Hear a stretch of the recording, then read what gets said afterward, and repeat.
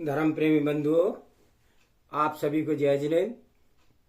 मेरे इस चैनल में आपका स्वागत है। मेरे इस चैनल में 16 कारण भावना अनुशीलन का स्वाध्याय चल रहा है और इसके अंतर्गत 16 कारण भावना की तृतीय भावना शील वृत्तेषि बनती 4 भावना का स्वाध्याय चल रहा है और उसके अंतर्गत वृत्तों के अतिचार का स्वाध्याय चल रहा है। तो कल हम स्वाध्याय कर रहे थे पुरुषोत्तोपवास व्रत के अतिचारों का। उसको आगे बढ़ाते हुए स्वाध्याय करेंगे। सर्वप्रथम मंगलाचरण करते हैं। नरेंद्रम फणेन्द्रम सुरेंद्रम अधीशम शतेन्द्रम सुपूजे भजेनायशीशम मुनीन्द्रम गणेन्द्रम नमो जोड़ियातम नमो देवदेवम सदा पार्श्वनाथम। जब बोलो चिंतामणि पार्श्वनाथ भगवान की जय। सर्वे श्रोता सावधानतः श्रवन्तु।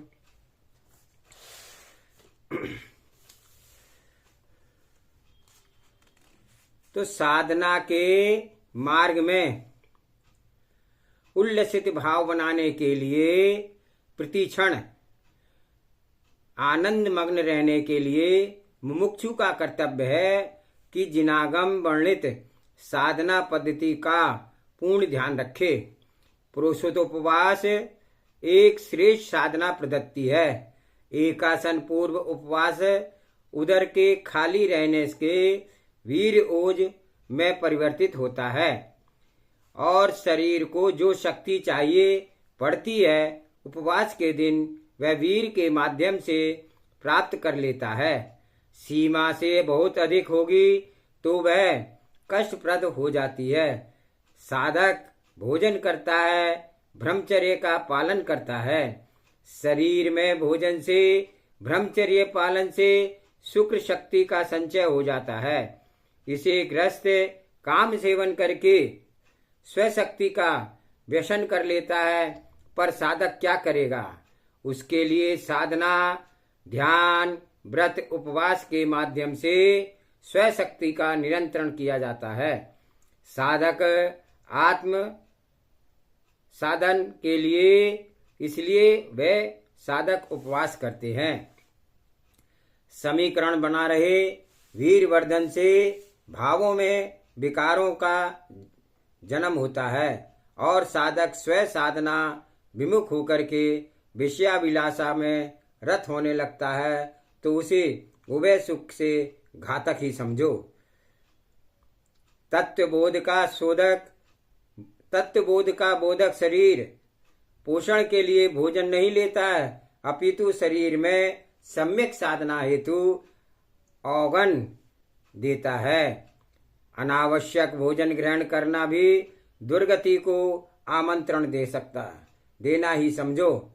साधक योगी सम्यक रीति से भोजन लेते हैं, शरीर भी क्षीण ना हो, वासनाएं भी वर्धमान ना हो। इसलिए एक माह में 4 पर्वों में चतुर्दशी आहार त्याग करते हैं, चतुर्विधि आहार का त्याग करते हैं। स्वशक्ति के अनुसार अतिचारों को पालते हुए साधना के मार्ग में अंगीकार करें।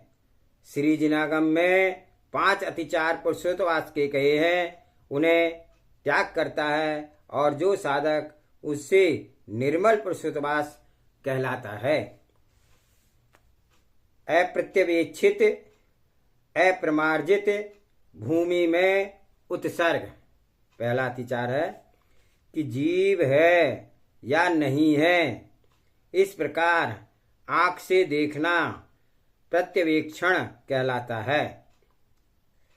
और कोमल उपकरण से जो साधा जाता है वह परिमार्जित कहलाता है। बिना देखी और बिना परिमार्जित भूमि में मलमूत्र का त्याग करना अप्रत्यवेक्षित परिमार्जित उपसर्ग किया जाता है, कहा जाता है। अप्रत्यवेक्षित परिमार्जितादान अरहंत और आचार्यों की पूजा के उपकरण गंधमाला आदि, धूप आदि को तथा अपने ओढ़ने आदि के वस्त्र आदि को पदार्थों को बिना देखे और बिना परिमार्जन किए हुए ले लेना अप्रत्यवेक्षिता परिमार्जित दान है। तीसरा है अप्रतिवेक्षिता परिमार्जिता संस्त्रोपकरण, बिना देखे और बिना परिमार्जन किए हुए प्रावरण आदि संसर्ग को बिछाना अप्रतिवेक्षिता परिमार्जित संस्तुत उपकरण है। अनादर, भूख से पीड़ित होने के कारण आवश्यक कार्यों में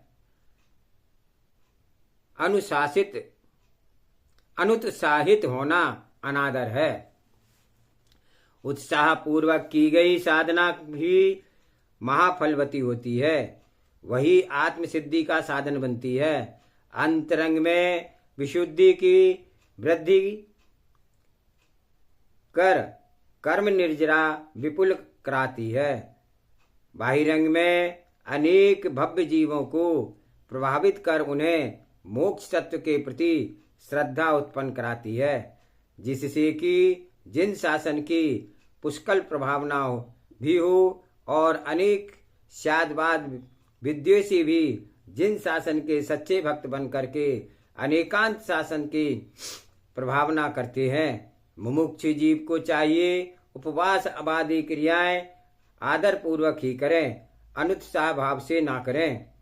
स्मृति का अनुपस्थान, एकाग्रता का ना होना स्मृति अनुष्ठान है। उपवास में शरीर की शक्ति क्षीण होने से व्यक्ति की स्मृति पर प्रभाव पड़ता है।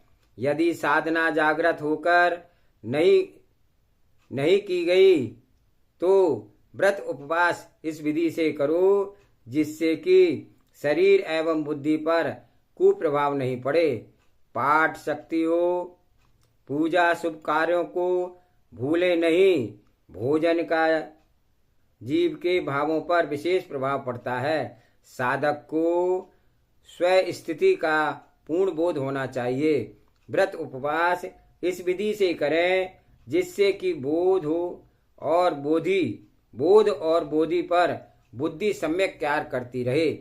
यदि बुद्धि कार्य नहीं करेगी तो संपूर्ण साधना विनष्ट हो जाएगी। रत्नत्रय की निर्मल आराधना बुद्धि के बल पर ही अवलंबित है। जो साधक अनुभवशील होते हैं वे स्व साधना को सम्यक रूपेण कर अंत समय तक वस्तु स्वरूप का निर्णय करने वाली बुद्धि से हीन नहीं होते हैं, अपितु परम ज्ञान केवल ज्ञान को प्राप्त कर लेते हैं। साधना साधक के काल में उपवास का जितना ध्यान रखते हैं वे उतना ही पारणा धारणा का भी ध्यान रखते हैं। धारणा तथा पारणा के दिन आहार चर्या सम्यक होना चाहिए।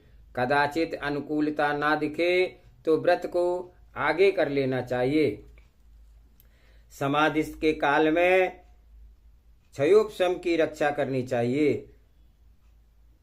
पांचों ही इंद्रियां तीनों बल साधक की साधना में पूर्ण सहकारी कारण बनते हैं। मोक्ष तत्व पर जिसकी प्रीति है वह जीव साधना मार्ग को जागृत होकर के स्वीकार करता है। भावुकता शब्द के अंदर प्रवेश नहीं हो पाता है और गंभीरता की ही मित्रता करता है। प्रतिक्षण स्वयं निरंजन भाव का ही भावना भाता है। अन्य तो अन्य है, वे सब ज्ञेय हैं। वह जिन ज्ञाता वह निज ज्ञाता नहीं है, निज आत्मा का ज्ञेय ज्ञायक भूत है, वही परम उपादेय है। अन्य मात्र ज्ञेय व हेय है। तत्व निर्णय की पवित्र बुद्धि साधक को तभी प्रकट होती है जब उसकी दिनचर्या अनुकूलता से युक्त हो। मानसिक शुचिता से पूर्ण जीवन के प्रत्येक श्रेष्ठ कार्य की सफलता के लिए मानसिक निर्मलता अनिवार्य अंग है। व्रत, जप, तप, शील, ध्यान, अध्ययन, मुक्ति आदि मुद्राएं आदि की श्रेष्ठता साधक के भोजन एवं भावों पर अवलंबित होती है।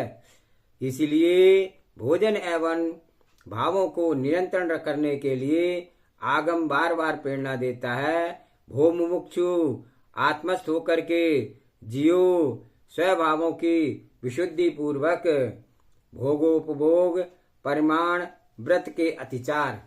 और ये तीसरा व्रत है भोगो उपभोग परिमाण व्रत। सच्चा मुमुक्षु सर्वत्र कर्म निर्जरा का स्थान खोजता है। संसार दशा में आश्रव बंद कैसे कैसे अधिक से अधिक उनसे बचे, ऐसी प्रवृत्ति करता है। भावों की विशुद्धता निर्दोषता संयम के प्रभाव से सहज ही प्रकट होती है। विशुद्धता ही यथार्थ में मोक्ष मार्ग है। अंतरंग बहिरंगियों के निमित्त का ज्ञाता निज को किंचित मात्र भी विकृत करता है तो वहां विशुद्धि का विघात होता है। आत्मशुद्धि का साधकतम कारण धर्म ध्यान शुक्ल ध्यान के साथ तीव्रतम भावों की विशुद्धि अनिवार्य है। परिणामों की निर्मलता का बोध साधक के लिए स्वयं होने लगता है। प्रत्येक क्रिया में भेद ज्ञान की प्रवृत्ति होने लगती है और बिना किसी की प्रेरणा से सहज ही स्वबोधि के नियोग से भोग उपभोग के साधन से अपने आप को दूर करने लगता है। भोग की अपेक्षा वह योग में लीनता का अनुभव करता है। क्षण क्षण में इंद्रिय भोगों की उदासता का भाव रखता है। श्रवण व्रत परिसंख्यान तप आदि के माध्यम से अपने जीवन को संयमित करता है। तप संयम विशेष संयम भूत साधना है। कर्म क्षय का प्रबल कारण तप है। त्याग तो अभिनव कर्मों को रोकता है, नवीन कर्मों में को प्रविष्टि नहीं देता है और तब वह जीर्ण अर्थात पुराने संलग्न कर्मों को निर्जरित करता है। श्रावक अपने जीवन को संयमित करता है भोगोपभोग व्रत के माध्यम से। जो विषय एक बार भोगा जाए वह भोग संज्ञा को प्राप्त होता है तथा जो बार बार भोगा जाए वह उपभोग संज्ञा है।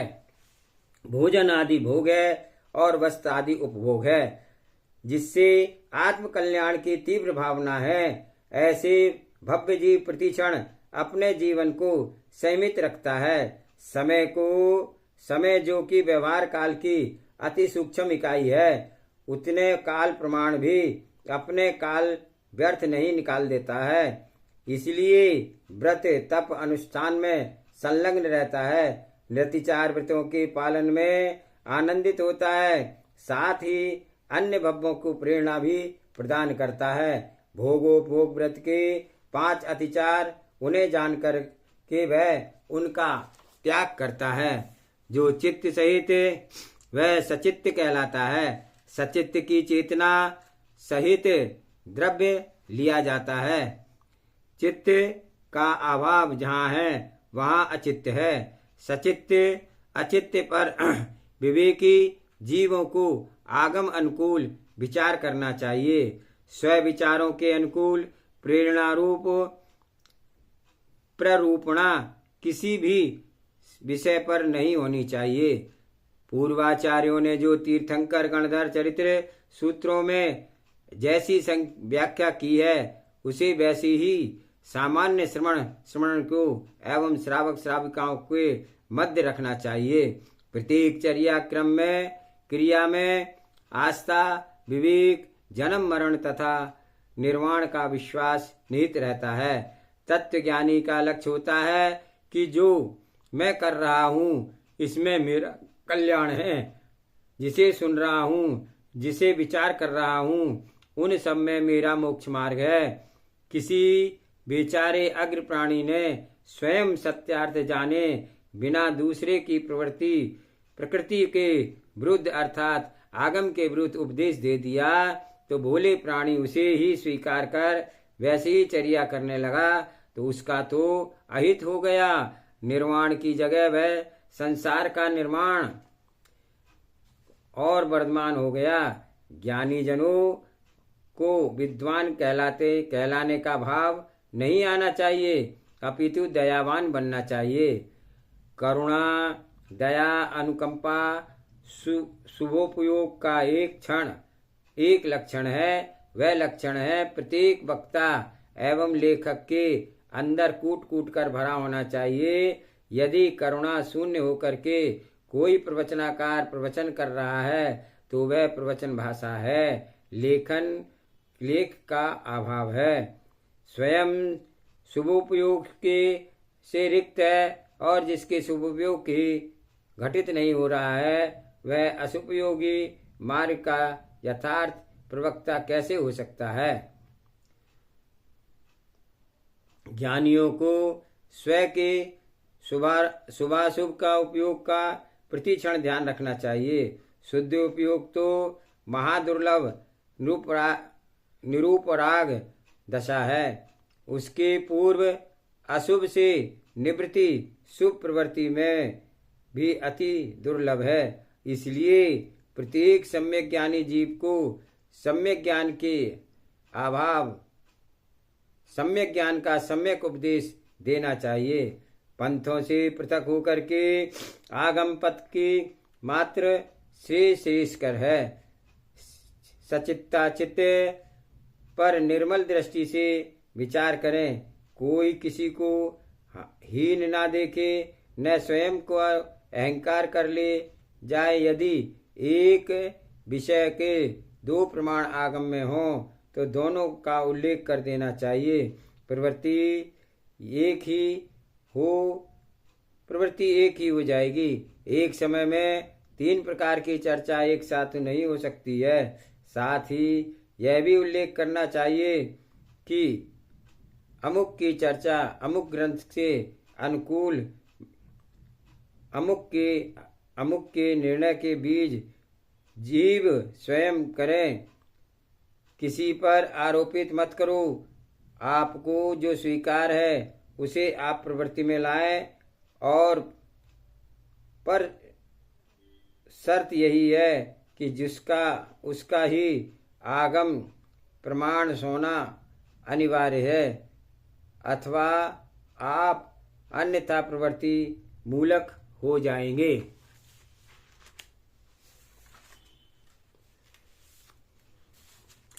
इस बात का प्रत्येक जीव को ध्यान रखना चाहिए। जो विषय चाहे ज्ञान संबंधी हो चाहे आचरण संबंधी हो, उसका यदि आगम नहीं है फिर भी अपनी विशेषता को दिखाने के लिए अलग से प्रवृत्तिमान हो रहा है तो वह जिनाज्ञा का भंग करना है। पंचम काल में जो साधना आगम के स्पष्ट निषिद्ध है और उसे आप पूर्ण रूपेण करते भी नहीं देखते हैं, फिर भी स्वयं का शिष्य भक्तों के द्वारा प्रसारित कराए तो वह मिथ्या ही जानो।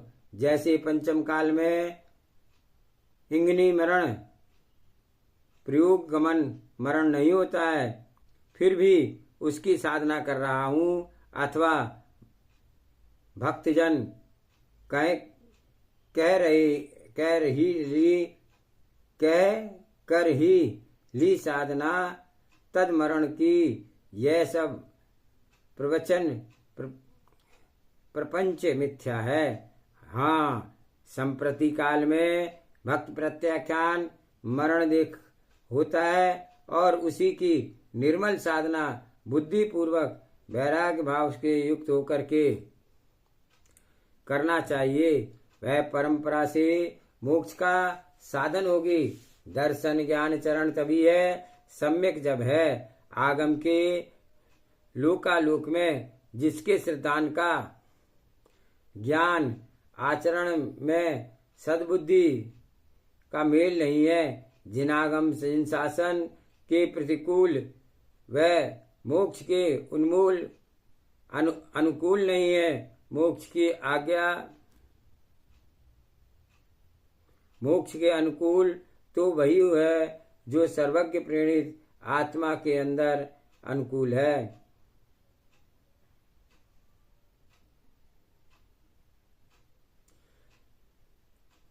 जिन शासन के प्रतिकूल वह मोक्ष के अनुकूल नहीं है। मोक्ष के अनुकूल तो वही है जो सर्वज्ञ प्रणीत आगम के अनुकूल है। इसलिए मुमुक्षुओं को चाहिए कि अपनी मान कसाय की विशेषता के लिए आचरण ना करें और कर्म क्षय के लिए ही आचरण करें। आज का स्वाध्याय समाप्त करते हैं।